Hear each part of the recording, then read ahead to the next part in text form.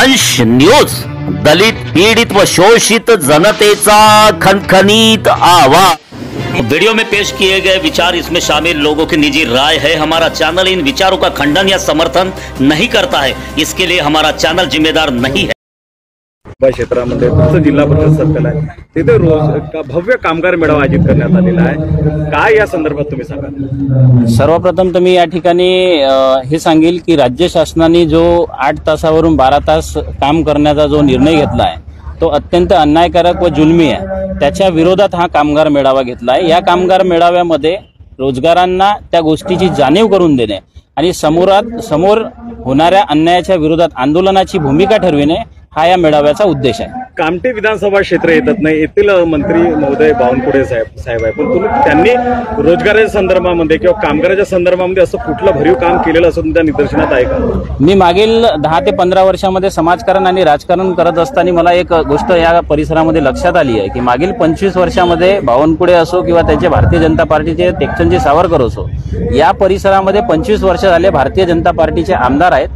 एकदा ते पालकमंत्री आणि ऊर्जा मंत्री सुद्धा राहिले आहेत, यावेळेस महसूल मंत्री आणि पालकमंत्री सुद्धा आहे, परंतु या भागामध्ये कुठेही स्थानिक बेरोजगारासाठी त्यांनी ठोस काही काम केलं असं मला दिसून येत नाही। काय स्थिती आहे एकदा एकंदरीत कामठी विधानसभा क्षेत्र आणि तुमचं जे सर्कल आहे, हल्ली कामगाराची स्थिती कशी आहे आणि काय रोजगार काय किती प्रमाणात मिळतं? या परिसरामध्ये सध्या कामगाराची स्थिती अशी आहे की कामगारांच्या हातात काम आहे, पण ते सर्व हमाली धंदे आहेत।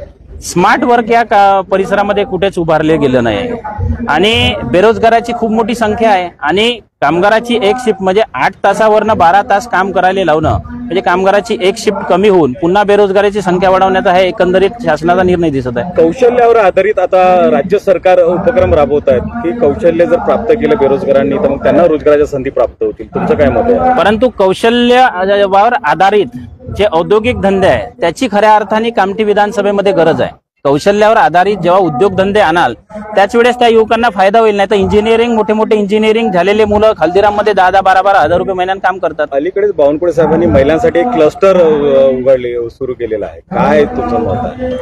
सध्या तरी तर मला त्याच्यावाली काही मला नाही वाटत की त्या क्लस्टरमुळे स्थानिकांना काही फायदा होईल म्हणून। स्थानिकांना रोजगार देणं आणि त्यांना खऱ्या अर्थाने त्यांचे हात मजबूत करणं, आर्थिक स्थिती त्यांची मजबूत करणं हे खऱ्या अर्थाने विकासाचं केंद्र असायला पाहिजे। बावनकुळे साहेबांनी अलीकडे जगदंबा देवस्थान आणि 2 NGOच्या माध्यमातून ते आता युवकांसाठी रोजगार मेळावा सुरू राबवणार आहे, काय माझी मागणी आहे की बावनकुळे साहेब हे महाराष्ट्रातले सर्वात हेवीवेट मंत्री आहेत, भारतीय जनता पार्टीचे मोठे नेते आहेत।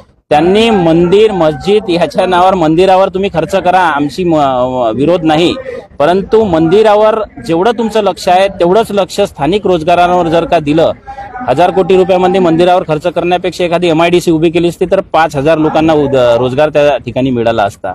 आणि नुसतं मंदिरावर खर्च करून लोकांना रोजगार देता येत नाही, स्थानिक स्किल डेव्हलप करा, स्थानिक लोकांचे रोजगार निर्माण करा, त्यावर म्हणजे कामठी विधानसभा क्षेत्रामध्ये MIDC त्यांनी निर्माण करावी किंवा त्यासाठी पुढाकार घ्यावा असं एकंदरीत एवढे हेवीवेट मंत्री असताना त्यांनी त्या गोष्टीसाठी पुढाकार घ्यायला पाहिजे आणि एक चांगला स्किल डेव्हलपमेंटच्या माध्यमातून रोजगार निर्माण करायला पाहिजे अशी माझी मागणी आहे। व्हिडिओ जास्तीत जास्त लाईक करा, शेअर करा आणि आमचं YouTube चॅनल सबस्क्राईब करा।